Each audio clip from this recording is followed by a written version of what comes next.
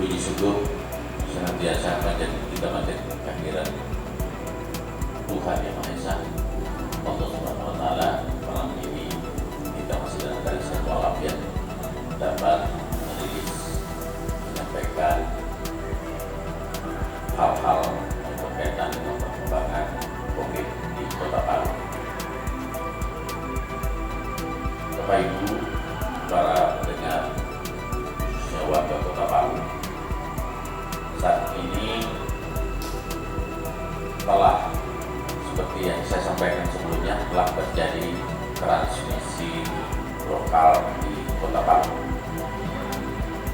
Hal-hal yang bisa kita lakukan untuk mencegah terjadi penularannya lebih masif adalah ketaatan seluruh elemen masyarakat dalam mematuhi protokol COVID. Perlu dipahami bahwa virus ini tidak akan hidup jika tidak masuk dalam tubuh manusia. Sehingga kalau misalnya ada orang batuk dan positif dan batuk, tetapi di sana tidak ada orang lain dan virus itu tetap menempel di dinding sampai 8 jam, saya kira virus itu akan mati dengan sendirinya. Sehingga untuk itu saya kira kita sudah paham bersama untuk apa memakai masker. Masker itu saya kira untuk yang positif tidak menularkan kepada orang-orang di sekitarnya. Untuk yang negatif, kalau misalnya ada orang positif di sekitar kita, kita tidak tertular. Itulah perlunya saya kira menggunakan masker itu bukan sesuatu main-mainan. Salah satu yang harus segera dilaksanakan, saya kira pemerintah Kota Palu sudah mengeluarkan suatu keputusan wali kota, dan ini saya kira bukan giat dari sanksinya, tetapi bagaimana kesadaran seluruh saudara-saudara masyarakat Kota Palu untuk mematuhi protokol ini, sehingga apa? Tidak meluas penyebarannya di Kota Palu. Kalaupun ada virus di sana, yang penting kita memakai masker, cuci tangan, misalnya. Kenapa cuci tangan? Kita tidak tahu tangan ini habis memegang apa. Makanya kalau misalnya ada virus di tempat tertentu dan kita pegang, lalu memegang wajah, kemungkinan itulah bisa terjadi penularan kepada kita. Tetapi pada saat itu kita mencuci tangan pakai sabun dengan air mengalir 20 detik, insya Allah tangan kita sudah steril dari virus, sehingga potensi untuk masuknya kuman ke dalam tubuh tidak akan terjadi. Yang ketiga, menjaga jarak. Ini menjaga jarak khususnya kalau ruangan terbuka. Tapi untuk ruangan tertutup ini perlu juga menjadi perhatian. Untuk ruangan tertutup sebaiknya saya pikir orang-orang yang masuk dalam ruangan itu diyakinkan, kita yakin bahwa di dalam ruangan itu walaupun jumlahnya sedikit, dipastikan bahwa tidak ada kasus positif dalam ruangan itu. Karena apa? Bisa terjadi satu perputaran di dalam ruangan itu. Itulah yang kita harapkan, bahwa saya mencontoh kasus Balai POM kemarin dalam melakukan pertemuan, seluruh pesertanya direpit. Akhirnya apa? Kita yakin bahwa tidak terjadi penularan di dalam ruangan. Makanya walaupun dijaga jarak, masalahnya kemudian kalau pertemuan itu di ruangan tertutup, sementara di dalamnya ada kasus positif. Untuk itu kalau melakukan pertemuan, saya kira menjaga jarak ini kalau memungkinkan di tempat tertutup, yakinkan bahwa semua peserta dalam keadaan tidak ada satupun yang terkonfirmasi positif. Sebab kapan itu ada bisa menimbulkan dampak, walaupun jaraknya ini karena ruangannya tertutup bisa terjadi penyebaran di dalam ruangan itu. Karena di samping ruangan tertutup, yang utama juga adalah lamanya kontak. Makanya saya kira kalau kita melakukan sesuatu kegiatan, apapun kegiatan itu, kalau bisa dihitung waktunya, janganlah terlalu lama kegiatan itu dilaksanakan, supaya meminimalisir kontak antar person yang ada dalam pertemuan itu. Sehingga ini upaya-upaya kita dalam rangka mencegah terjadinya transmisi lokal yang masif yang susah kita kendalikan.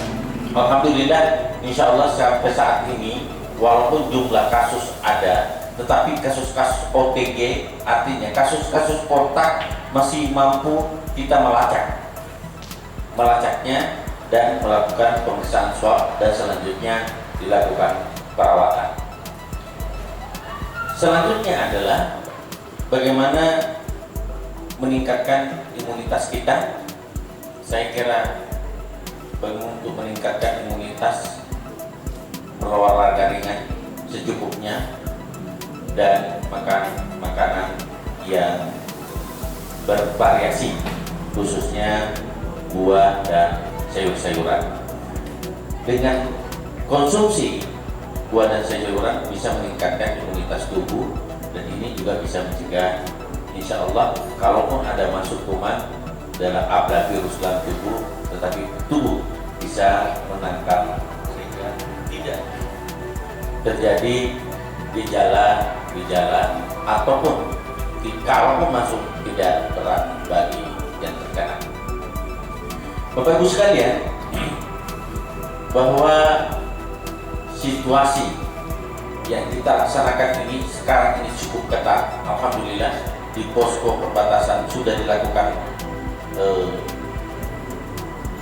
untuk pelaku perjalanan yang intern Sulawesi Tengah mempersyaratkan rapid test, itu sudah merupakan keputusan Bapak Wali Kota. Dan untuk luar Sulawesi Tengah adalah menggunakan swab PCR yang negatif, sehingga yang kita lawan sekarang ini yang sudah ada.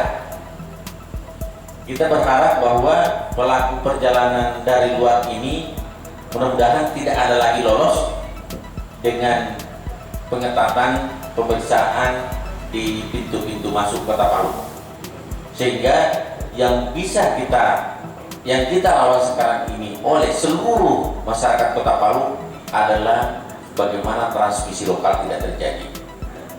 Untuk contoh kasus, misalnya ada satu kasus di puskesmas Bulir, langsung puskesmas ditutup dan ditunggu hasil semua kontak, sehingga insya Allah dengan cara seperti itu tidak terjadi penyebaran yang masif. Demikian pula masyarakat, kalau ada kasus positif pada wilayah-wilayah tertentu, sedapat mungkin saya kira dilakukan penyemprotan di daerah tersebut, dan masyarakat di sekitarnya saya berharap menggunakan masker. Jangan sampai ada muncul ketakutan yang berlebihan, tetapi waspada, tetap menggunakan masker, utamanya pada daerah-daerah yang ada terkonfirmasi positif. Apalagi kalau ada yang masih isolasi mandiri. Yang isolasi mandiri ini yang bisa menimbulkan klaster rumah tangga. Kalau isolasi mandiri dan tempat isolasi mandiri tidak memungkinkan karena terjadinya kontak di dalam rumah, maka saya berharap sebaiknya dirawat di Badan Diklat. Tetapi sebelum ke Badan Diklat, sesuai dengan arahan dari Kadis Kesehatan Provinsi, mohon koordinasi dulu dengan Puskesmas dan Dinas Kesehatan Kota Palu, khusus untuk warga Kota Palu yang terkonfirmasi positif, baik dari Labkes, dari Prodia, dari Maksima maupun dari Anutapura. Sehingga apa? Koordinasi yang dibangun ini jangan sampai Bapak dan Ibu pergi sendiri ke sana sehingga di sana belum siap tempat untuk dirawat di tempat perawatan. Makanya perlu koordinasi dengan tim surveillance termasuk puskesmas terdekat sehingga hal-hal yang kita tidak inginkan tidak terjadi. Bapak ke sana, Satpol PP dan polisi TNI yang ada yang menjaga di sana tidak tahu kalau Bapak positif atau Ibu positif, akhirnya terjadi penularan yang orang tidak tahu. Sebaiknya datang di sana melalui satu prosedur, melalui satu protap dengan melapor kepada puskesmas atau Dinas Kesehatan Kota Palu. Dengan demikian, bahwa potensi sekecil apapun bentuk-bentuk penularan kita minimalisir. Kita berupaya minimalisir dan semoga dengan gerakan serentak ini, saya kira semua sektor sudah bergerak. Jadi TNI, Polri, Satpol PP dan Dishub sudah menegakkan hukum penegakan hukum perwali, sementara dari dinas-dinas lain melakukan sosialisasi ke masyarakat. Semoga saudara-saudaraku memahami bahwa dari hari ke hari memang ada peningkatan kasus, tapi kita berharap bahwa kasus-kasus yang ada saja yang kita perangi, jangan lagi ada ketambahan kasus dari perjalanan dari luar.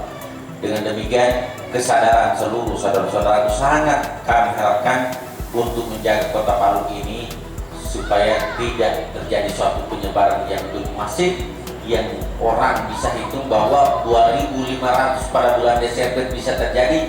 Mudah-mudahan itu tidak menjadi kenyataan, hanya betul-betul hanya prediksi belaka. Itu bisa kita lakukan kalau seluruh elemen masyarakat bisa mengambil bagian dalam pencegahan COVID. Saya kira demikian yang saya sampaikan, dan selanjutnya Bapak Ibu sekalian akan disampaikan perkembangan COVID per tanggal 8 Oktober 2020 oleh Ketua Tim Surveillance. Assalamualaikum warahmatullahi wabarakatuh dan selamat malam. Yang saya hormati Bapak Kepala Dinas Kesehatan Kota Palu, Bapak Dr. Usaimah MMS, Bapak Kepala Dinas Veterinär Kota Palu, Pak Dr. Andes Samsul, rekan-rekan media, wartawan yang tetap setia. Hari ini Kamis tanggal 8 Oktober tahun 2020, kami dari Satgas Pemantauan dan Pengendalian Penyebaran COVID-19 Kota Palu akan tulis updating data pemantauan COVID-19 Kota Palu. Untuk kasus pelaku perjalanan dilaporkan oleh tim surveillance, hanya 12 kasus baru. Untuk kasus orang tanpa gejala, hari ini dilaporkan oleh tim surveillance 33 kasus baru. Untuk kasus orang dalam pemantauan, hari ini 1 laporan kasus baru. Untuk kasus pasien dalam pengawasan, hari ini tidak ada laporan kasus baru. Untuk kasus terkonfirmasi positif COVID-19 Kota Palu, hari ini dilaporkan 11 kasus baru. Dari 11 kasus baru setelah kita upayakan dilakukan perawatan, 7 sudah dirawat di Rumah Sakit Madani, 1 dirawat di Anutapura, dan 3 masih kita upayakan untuk dirawat di tempat perawatan. Yang total yang masih dirawat untuk kasus terkonfirmasi Kota Palu 1791. Hari ini dilaporkan 1 pasien juga meninggal dunia yang dirawat di Rumah Sakit Anutapura, sehingga Sehingga total yang meninggal dunia sampai hari ini 12, dan hari ini juga dilaporkan 5 kasus terkonfirmasi telah dinyatakan sembuh dan diperbolehkan pulang. Yang rincian 2 dari Rumah Sakit Undata, 1 yang dirawat Rumah Sakit Madani, dan 2 yang dirawat di Badan Diklat BPSDM Provinsi. Sehingga total yang sembuh sejumlah 102.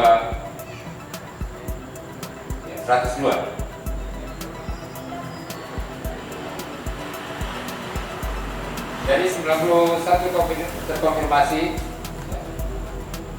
telah dirawat di Rumah Sakit Angkapura 19, Undata 14, di Rumah Sakit Madani 27, di Rumah Sakit Darurat atau Badan Diklat Provinsi 13, di Asrama Haji 3, di PON atau Rumah Telkom 7, dan yang masih dapat perawatan 98, yang total 91. Untuk informasi tambahan bahwa di provinsi-provinsi tetangga di Sulawesi Tengah tadi juga dilaporkan tambahan beberapa kasus baru. Sulawesi Selatan 213 kasus baru, Sulawesi Utara dilaporkan 33 kasus baru, Gorontalo hari ini dilaporkan 39 kasus baru, Sulawesi Barat 6 kasus baru, Sulawesi Tenggara 100 kasus baru. Dari data yang kita dengarkan tadi bahwa bukan hanya provinsi Sulawesi Tengah yang mengalami peningkatan kasus, hampir seluruh daerah ada peningkatan kasus baru. Namun demikian, tentu dengan upaya kita bersama, semoga kita sekarang ini 91 kasus yang sementara dalam perawatan. Kita berdoa bersama, semoga yang dirawat mendapat kesembuhan dari Allah Subhanahu wa Ta'ala dengan melalui tangan para dokter. Terima kasih kepada teman sejawat, para perawat, dan semua yang memberikan perawatan. Terima kasih kepada provinsi yang telah membuka tempat perawatan diklat.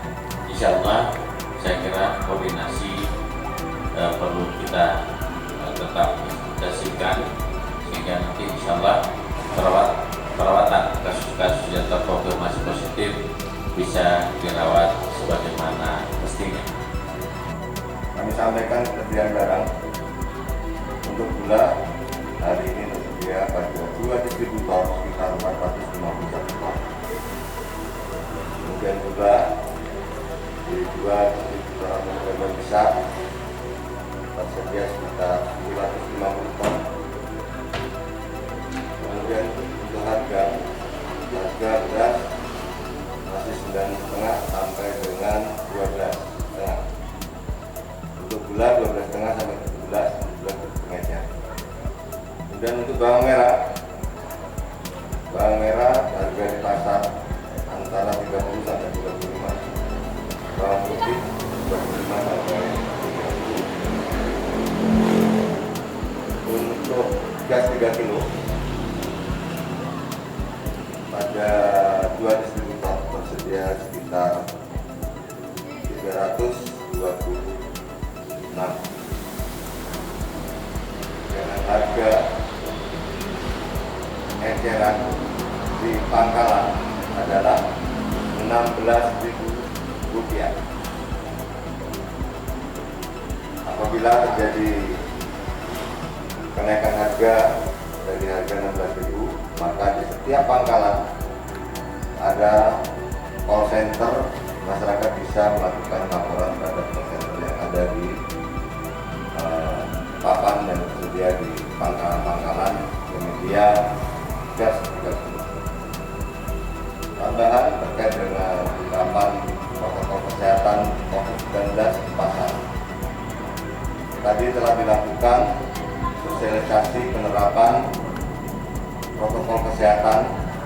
di Pasar Manunggal.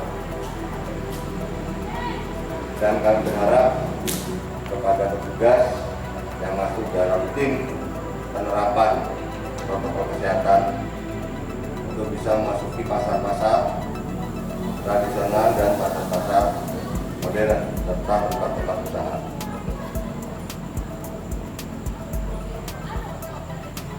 Dengan disampaikannya peningkatan yang cukup tinggi pada hari ini, terkonfirmasi sekitar 91 kasus, dan telah disampaikan oleh Kepala Dinas Kesehatan bahwa terjadi transmisi lokal, maka kami berharap kepada petugas pasar agar selalu mengingatkan pada pedagang dan konsumen untuk selalu menggunakan masker, menjaga jarak, dan mencuci tangan.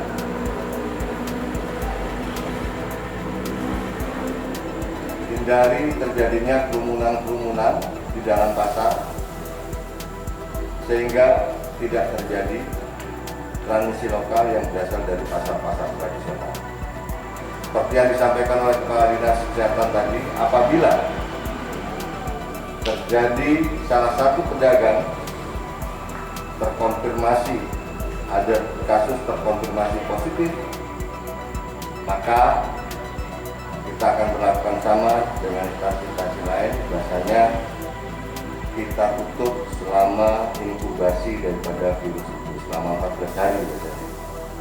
Itu yang akan kami lakukan berita terkait dengan apabila terjadi transmisi lokal yang berasal dari. Oleh karenanya kami berharap kepada pedagang, konsumen, kemudian petugas pasar untuk selalu patuh terhadap protokol kesehatan COVID-19 yang telah kita sampaikan setiap saat, agar menggunakan masker, menjaga jarak, dan mencuci tangan. Saya kira itu yang dapat kami sampaikan pada malam hari ini. Lebih kurangnya mohon maaf. Wassalamualaikum warahmatullahi wabarakatuh. Saya kira demikian. Tidak perlu kita takut, jangan menyerah. Mari sama-sama bersama melawan COVID-19 di Kota Palu.